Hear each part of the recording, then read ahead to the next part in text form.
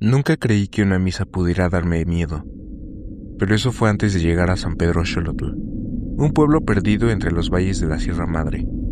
Yo había ido con la idea de estudiar sus tradiciones religiosas, su secretismo, ya saben, cosas de antropólogo curioso.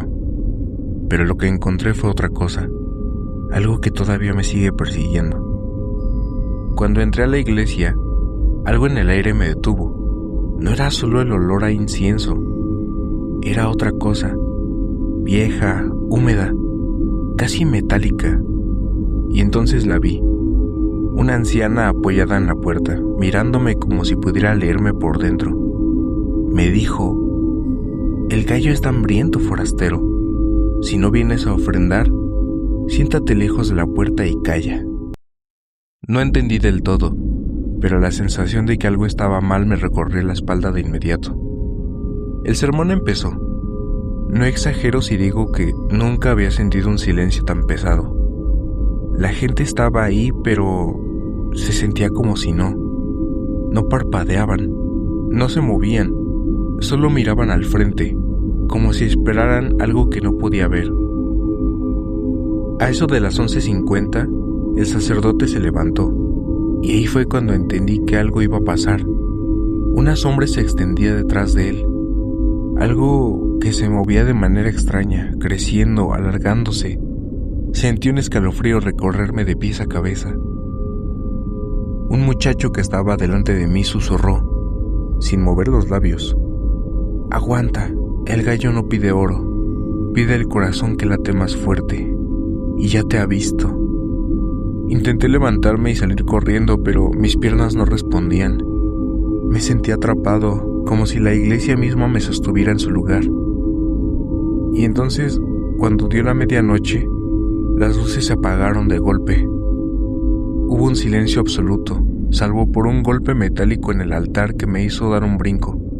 Una luz rojiza, débil, empezó a iluminar la iglesia, y entonces lo vi, o al menos lo que mi cerebro logró procesar. Una sombra enorme que se alargaba detrás del sacerdote, como un gallo gigante, con una cresta afilada y una mirada que parecía seguir cada uno de mis movimientos. Uno por uno los feligreses se acercaban al altar, cortándose la muñeca. La sangre brillaba bajo la luz roja. La anciana sonrió, y eso me dio tiempo de comprender lo que estaba diciendo su gesto. El pacto estaba hecho otra vez. Hice lo único que pude, salir corriendo. Corrí por las calles del pueblo sin pensar en nada más que alejarme. Revisé mi muñeca, pero no había marca, no había nada. Esa noche en el hotel, revisé la grabación que había hecho. No se escuchaba nada más que estática y el viento, hasta que de repente escuché una voz clara, profunda y terrible. Era el sacerdote, y decía: «No lo marquen. Su corazón es demasiado fuerte para la cosecha anual. Guárdenlo. Él será la ofrenda principal en el cambio de año». Y ahí entendí. No me habían marcado porque yo era el regalo que el pueblo ofrecía al gallo para asegurar su prosperidad. El gallo venía por mí. Desde entonces no he vuelto a mirar la Navidad de la misma manera. Cada vez que escucho campanas o algo parecido, siento que algo me observa y que mi turno todavía no termina.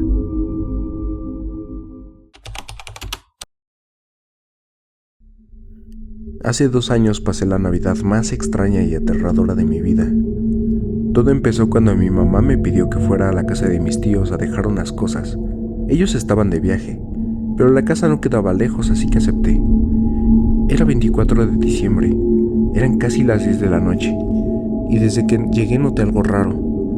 Todas las luces estaban encendidas y algo olía a pino y a comida recién hecha, como si alguien hubiera estado celebrando ahí mismo hace minutos. Pero la casa debería estar vacía. Mis tíos habían salido esa mañana.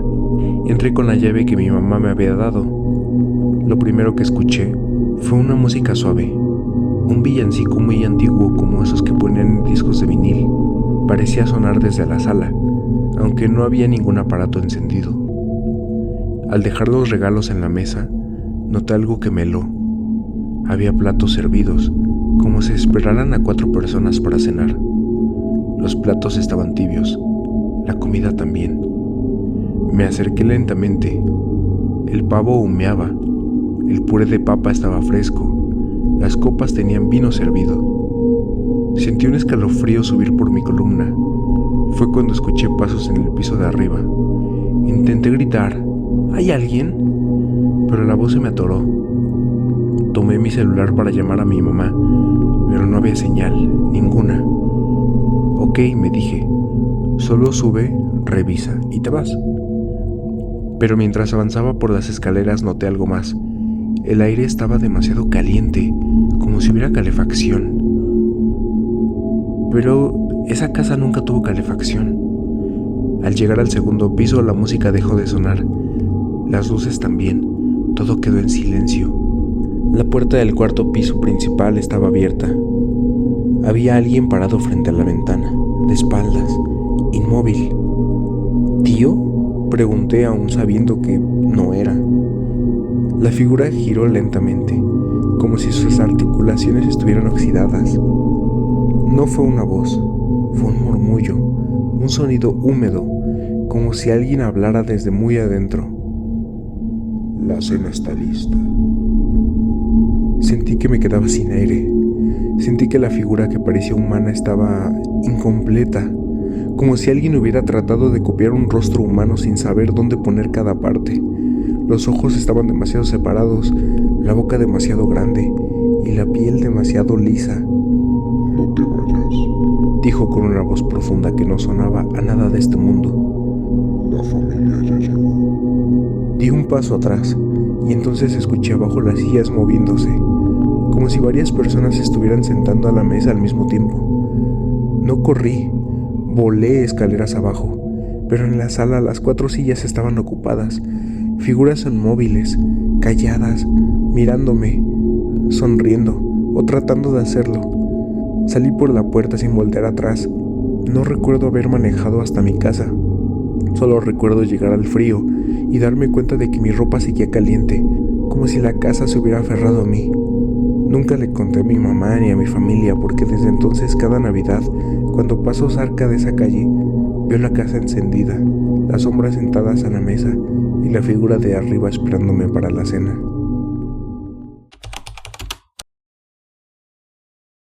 Nunca he sido una persona supersticiosa. Nunca he creído en señales ni en presagios, pero todo cambió hace algunos años, la madrugada de un 23 de diciembre. Yo vivía solo en ese entonces. Era mi primer invierno lejos de mi familia, pues había ido a vacacionar a una zona boscosa en Chihuahua.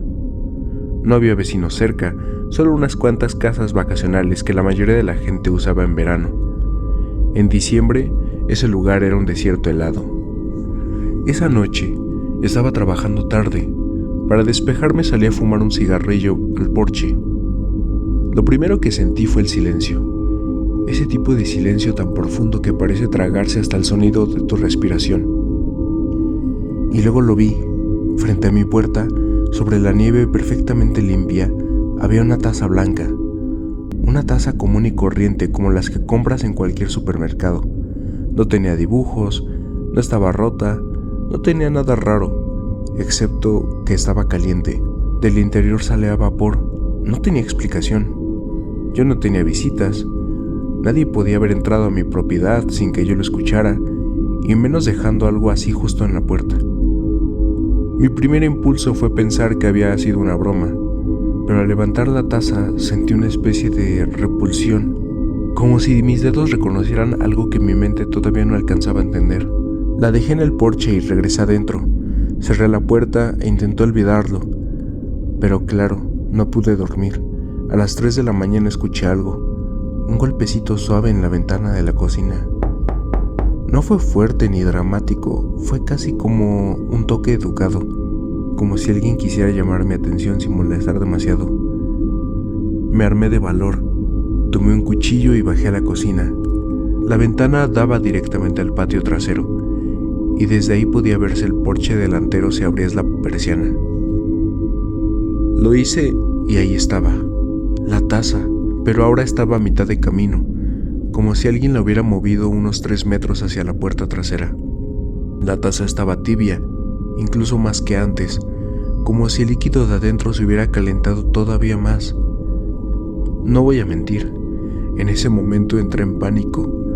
Cerré todas las cortinas, aseguré puertas, puse muebles contra la entrada. No quería mirar afuera, no quería saber quién o qué estaba dejando esa cosa ahí. Y sobre todo, no quería entender por qué cada vez que la veía, el vapor se veía más intenso. Pasé el resto de la noche despierto, temblando, y cuando finalmente amaneció, tomé valor para salir, pero la taza había desaparecido. Creí que todo había sido una alucinación del cansancio o una broma muy elaborada, hasta que revisé las cámaras. Estaban colocadas solo en el porche delantero, así que revisé la grabación de la medianoche. A la 1:18, la cámara captó algo, o más bien a alguien, una figura humanoide, pero parecía demasiado delgada, como si los huesos estuvieran tensando la piel desde dentro. Caminaba torpe, arrastrando los pies a través de la nieve sin dejar huellas, y eso fue lo primero que me paralizó. No dejaba huellas. En sus manos llevaba algo. Lo dejó frente a la puerta, se quedó quieto unos segundos y luego giró lentamente la cabeza hacia la cámara. No tenía facciones claras, parecía una cara envuelta en piel humana, sin ojos, sin boca, una superficie lisa. Pero aún así, supe que me veía, supe que sabía que lo estaba viendo. Después ocurrió lo peor, algo que todavía me cuesta trabajo repetir. La figura levantó un dedo hacia la taza y el vapor salió de golpe, como si el líquido hirviera. Luego la figura señaló directamente a la cámara y la grabación se volvió estática. Para ese punto yo estaba empacando mis cosas. No pensé, no razoné, solo actué. Conduje toda la mañana hasta llegar a la ciudad y juro no volver nunca más a esa cabaña. Pero lo extraño empezó después. El invierno siguiente, en pleno diciembre, encontré la misma taza en la entrada de mi departamento. Sin huellas, sin notas. Y otra vez, caliente. La tiré, la rompí, la quemé y siempre regresa. La última vez fue hace apenas 3 días. Justo empezando diciembre, me desperté a las 3:14 de la mañana porque escuché un pequeño sonido en la cocina, como una cuchara chocando con cerámica. Bajé temblando, pero no había nadie. Y en la mesa, perfectamente puesta, estaba la taza, llena, humeante, esperando. A veces pienso que lo que sea que me la está dejando no quiere lastimarme todavía. Solo quiere asegurarse de que no olvide que existe, que no deje de tomar en cuenta que todavía está ahí afuera, buscándome. Y lo peor es que ahora lo sé. No quiere que beba lo que está dentro. Quiere que la reciba, como si fuera un regalo o una ofrenda. Y yo siento que mientras más se acerca la Navidad, más tibia se vuelve, más impaciente está.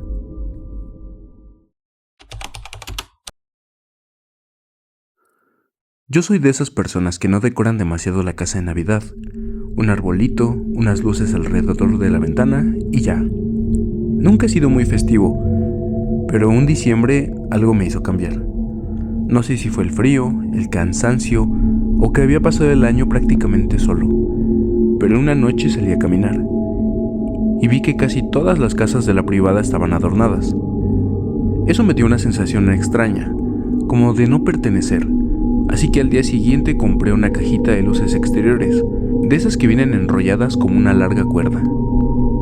Mi idea era ponerlas sobre las plantas del jardín delantero. Una hilera sencilla, nada complicado.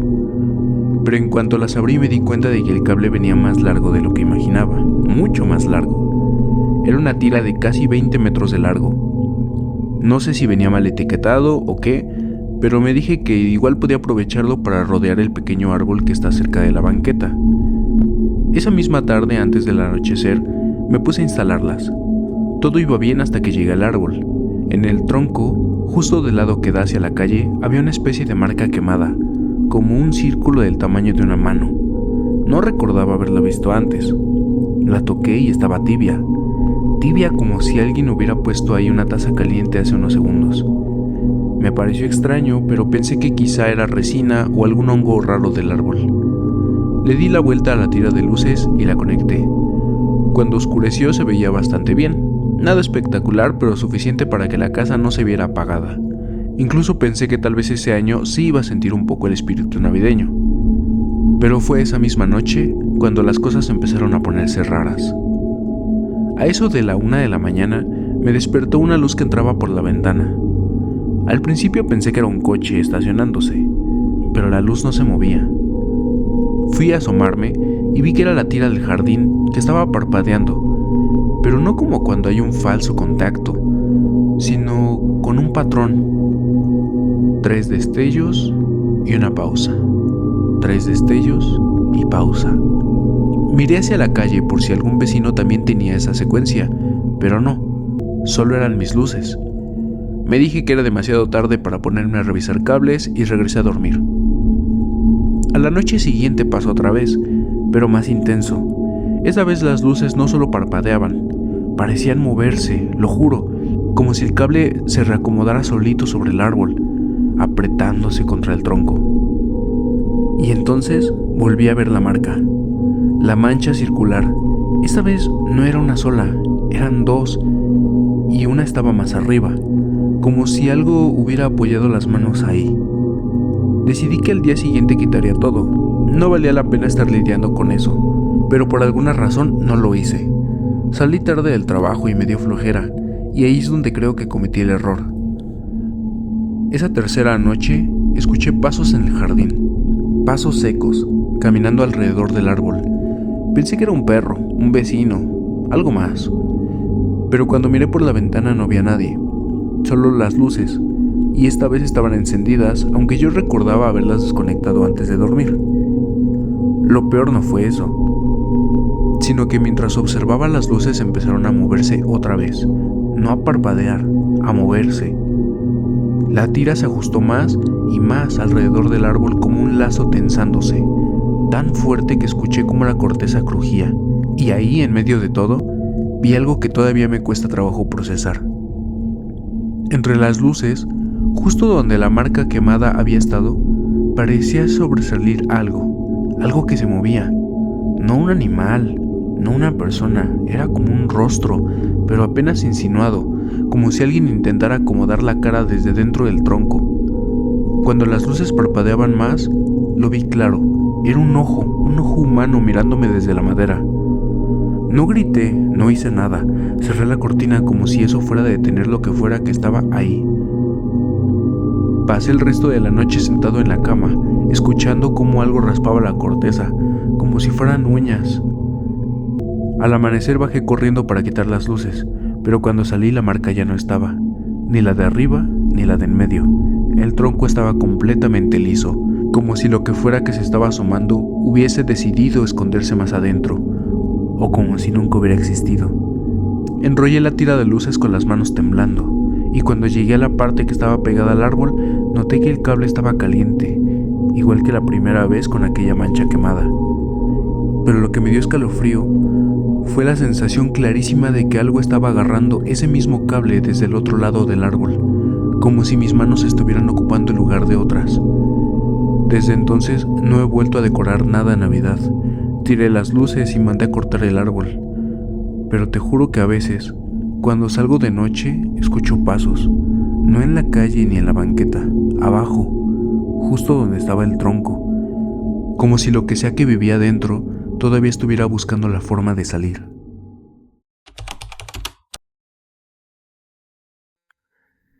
Siempre he sido de pasar la Navidad solo.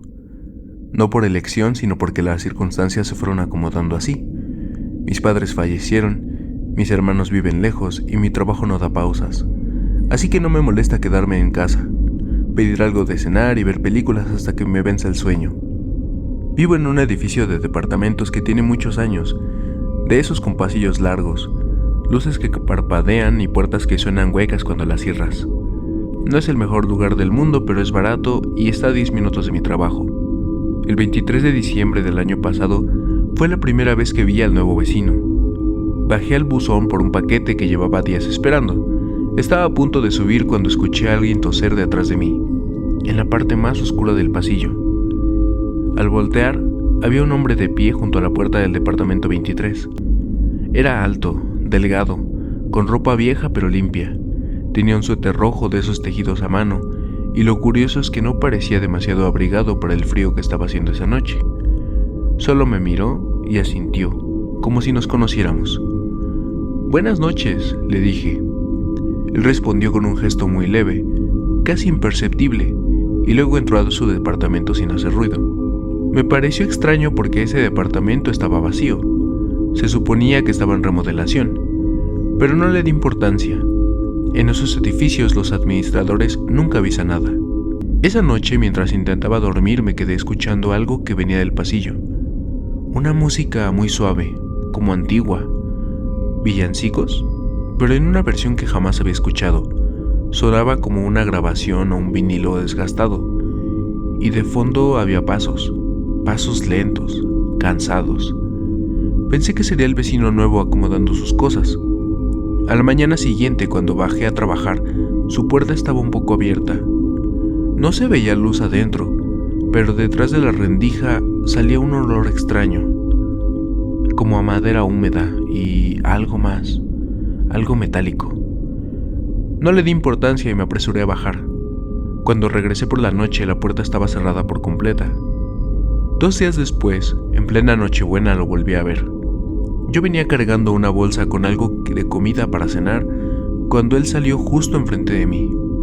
Esta vez él habló primero. «Buenas noches», me dijo. Su voz era suave, demasiado suave para un hombre de su tamaño, como si le costara trabajo hablar o como si llevara mucho tiempo sin hacerlo. Me sorprendió un poco, no voy a mentir. «Buenas noches», respondí. «¿Acaba de mudarse?» Él dio la cabeza confundido. «Solo vuelvo», dijo.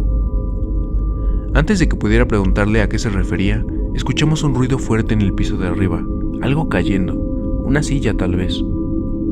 Ambos volteamos hacia el techo, y cuando regresé la mirada a él, el vecino estaba de pie demasiado cerca de mí, a menos de 1 metro, sin haber emitido un solo paso. Retrocedí instintivamente, y él solo sonrió, una sonrisa pequeña, casi amable, pero completamente vacía. «No salga esta noche», me dijo, y regresó a su departamento. Me quedé helado. No sé cuánto tiempo, solo sé que entré al mío con una sensación de que algo estaba mal. A las 11:30 p.m., mientras cenaba, la música volvió, esa grabación vieja de villancicos, como si viniera de una radio antigua. Abrí la puerta para ver si venía del pasillo, pero no había nada. Estaba oscuro, frío y vacío, y desde dentro del departamento del vecino escuché algo que no era música. Era un golpe seco, como si alguien hubiera empujado un mueble pesado. Luego una respiración fuerte, y después algo arrastrándose. Pensé en llamar al administrador, pero eran casi las 12 de la noche del 24, nadie iba a venir, así que apagué todas las luces, me quedé sentado en el sillón y traté de dormir. A las 12:07 golpearon mi puerta, un golpe lento, no fuerte pero firme, como si la persona del otro lado solo quisiera asegurarse de que yo seguía estando ahí. Me acerqué sin hacer ningún ruido y miré por la mirilla. No había nadie. El pasillo estaba en total silencio, pero cuando me alejé volvieron a tocar, más suave esta vez. No dormí, no pude dormir. A las 5:30 de la mañana, cuando ya empezaba a amanecer, escuché algo que me congeló por completo. La puerta del departamento 23 abriéndose y luego cerrándose con un clic muy lento. Me asomé por la mirilla y vi al vecino caminando hacia las escaleras. Llevaba la misma ropa del día anterior, pero ahora estaba mojada, como si hubiera salido bajo la lluvia, aunque esa noche no llovió. Lo más perturbador fue esto: al pasar frente a mi puerta, no proyectaba ninguna sombra. Solo se veía a él, caminando sin prisa, con los pasos más silenciosos que he escuchado en mi vida. Ese día y los siguientes nadie volvió a verlo. Pasó una semana y nada. Un día decidí preguntarle al administrador por el vecino del 23. Él frunció el ceño. «¿Cuál vecino?». Ese departamento sigue vacío, nadie lo ha rentado, lleva así mucho tiempo. Le describí al hombre, la ropa, su voz, que lo había visto entrar y salir, y el administrador palideció.